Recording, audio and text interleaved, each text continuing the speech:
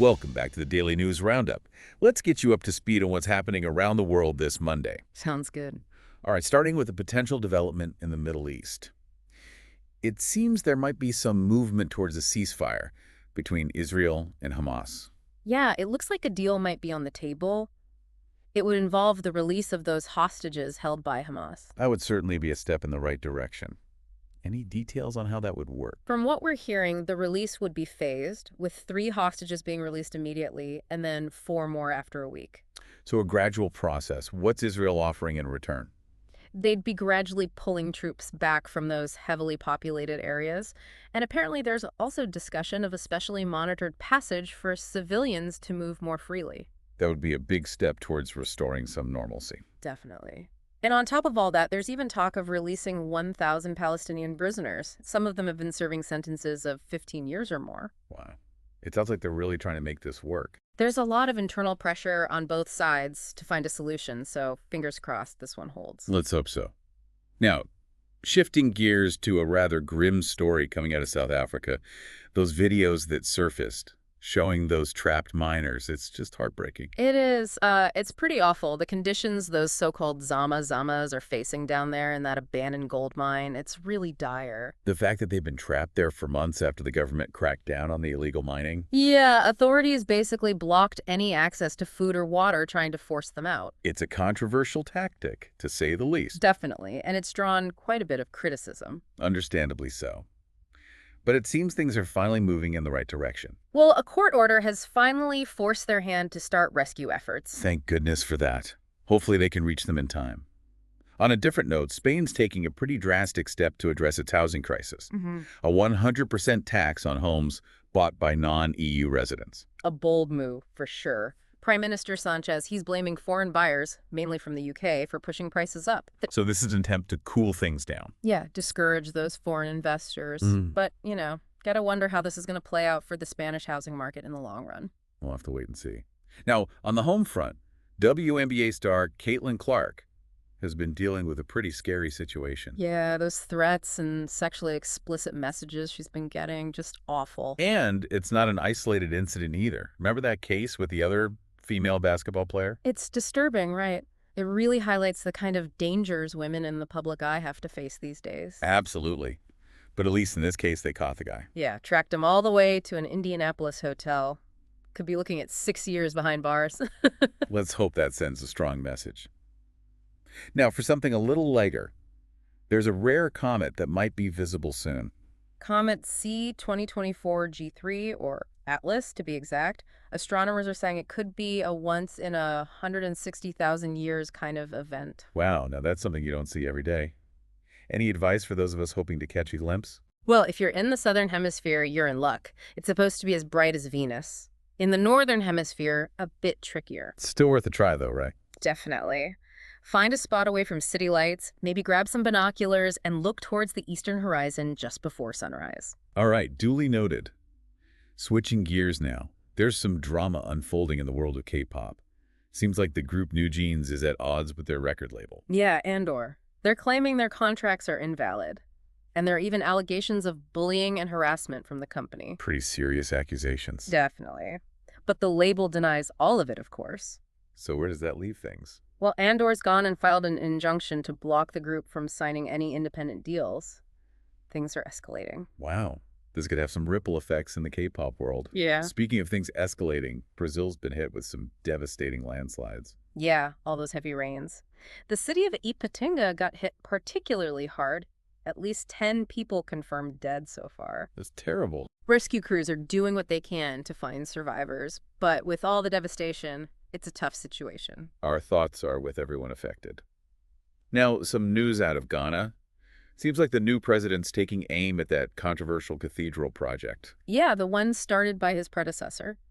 The $400 million price tag, a lot of people weren't happy about that, especially with the country facing economic struggles. So what's happening now? A full-blown investigation. They're going to be looking into how the project was managed, how the funds were used, the whole 9 yards. That'll be interesting to follow.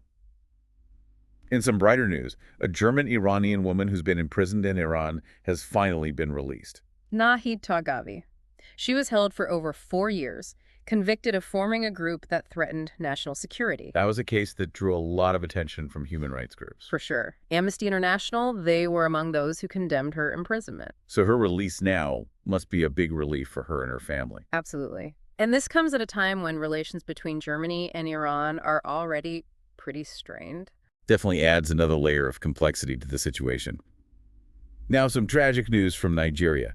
The military, they accidentally killed a number of civilians in an airstrike. Yeah, at least 16. They were targeting criminal gangs, but, well, things went horribly wrong. It's not the first time we've heard of accidental civilian casualties in Nigeria. Unfortunately not. This really underscores the need for, well, extreme care in these kinds of operations. Absolutely. It's a devastating reminder of the very real human cost of these mistakes. The Air Force is investigating, but it's a terrible tragedy nonetheless. Now let's shift focus to the ongoing conflict between Ukraine and Russia. President Zelensky has put forward a rather unusual proposal. He offering to trade 2 captured North Korean soldiers for Ukrainian prisoners of war held in Russia. North Korean soldiers. Yeah, apparently they were found fighting alongside Russian troops. That's an unexpected twist. It certainly raises some questions about the extent of cooperation between Russia and North Korea, doesn't it? For sure. Wonder if Russia will take him up on the offer. Only time will tell. It's a bold move by Zelensky. Could shed light on some interesting alliances. Switching gears now to South Korea, where there's a bit of a head-scratcher going on. The impeached president, Yoon Suk-yeol, he's still getting his salary. Wait, he was impeached, right? How does that work? Well, he's suspended from office, not completely removed, and apparently he's not only still getting paid, he's also getting a raise. Wow. Talk about adding fuel to the fire. It's causing quite a stir. Remember, he was impeached for putting the country under martial law, even if it was just for a short time. A lot of people saw that as overreach. Yeah, that was a controversial move. It's really feeding into the sense of political turmoil that's been gripping South Korea. It's a complicated situation with a lot of moving parts. Yeah. Now let's turn our attention to Syria. With the Assad regime gone, things are obviously in a state of flux. A lot of Syrians are hoping for a future without Russia's influence. All right. But it's not going to be easy. While the interim government is open to working with Russia, there's a lot of distrust, especially among those who fought against Assad. They see Russia as complicit in the destruction of their country. Understandably so. Rebuilding Syria and disentangling it from Russia's influence, it's going to be a long and difficult process. Let's hope they find a way forward. Let's hope so. Now, this next story is truly horrific. It's coming out of India. An 18-year-old Dalit woman is claiming she was abused by 64 men. Oh, my goodness. Yeah, and it started when she was just 13. This case has just sparked outrage all across India, and it really brings to light the kind of discrimination and violence that Dalits still face. It's just horrifying. Are there any developments on this case? Well, so far the police have arrested 28 people, but, you know, this really goes beyond just individuals. It's about those deep-rooted societal issues. Absolutely. It's a stark reminder of how much work still needs to be done to ensure justice and equality for everyone. Now, in some weather-related news, it seems the French island of Mayotte just can't catch a break. Oh, no, another storm. Yeah, just weeks after Cyclone Chido, they're being hit again. Wow, so soon. What are they saying about this one? Heavy rains, possible mudslides. It's bad news for an island that's still reeling from the last storm. It's just a reminder of how vulnerable these island nations are to extreme weather and, you know, with climate change, those storms, they're only getting stronger. Absolutely. Now, shifting gears to a story with some geopolitical implications. Donald Trump's interest in Greenland. Well, it's raising some eyebrows. Still at it with Greenland, huh? Apparently. And his reluctance to rule out the use of force has caused tension with Denmark. Yeah, they're the ones who govern Greenland. Not exactly the best way to win friends and influence people. No kidding. This whole situation has just created so much uncertainty in the Arctic region.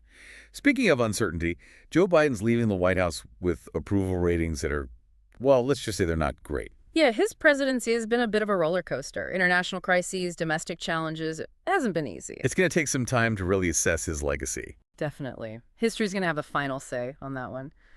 On a different note, there's this really disturbing trend emerging in South Korea. Young men going after women online, accusing them of being feminists. Online witch hunts. That's terrible. It's pretty scary. And these attacks, they're vicious and often have real-world consequences.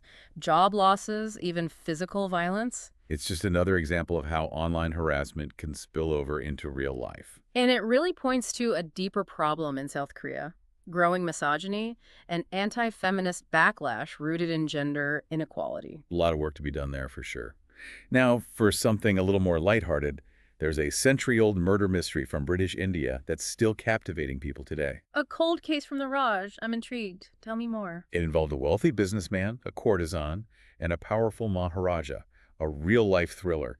The investigation, the trial, it was huge news back then. Sounds juicy. I can see why people are still fascinated. It's a fascinating glimpse into the social dynamics of colonial India. And finally, amidst all the devastation from those wildfires in Los Angeles, there are some glimmers of hope. Oh, it's good to hear. As people return to what's left of their homes, some of them are finding unexpected treasures in the rubble. It's amazing what people find, isn't it? It is. And it's a reminder that even in the darkest of times, there's always something to hold on to. The human spirit's a powerful thing. It's those little things that can make all the difference sometimes. Absolutely. Well, I think that about wraps up our daily news roundup for today. We covered a lot, didn't we? From Gaza to Greenland to those wildfires right here at home, it's been a busy news day. As always, we encourage you to dig a little deeper into any of these stories that caught your interest. Yeah, we just give you the headlines. There's always more to the story. And we'll be back tomorrow with more news from around the globe. Until then, stay informed. And have a great day.